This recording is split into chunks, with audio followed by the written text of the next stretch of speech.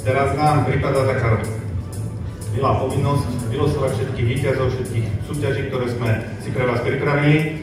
Čo sa týka ceny za award, my sme samozrejme povedali aj, že chceme oceniť niekoho z hlasujúcich, tak aby sme ich podnietili, aby ich bolo čo najviac. Čiže my sme zotierali, máme všetkých 270 mien. Ideme teraz vylosovať jedného z nich, ktorý vlastne získal od nás powerbanku.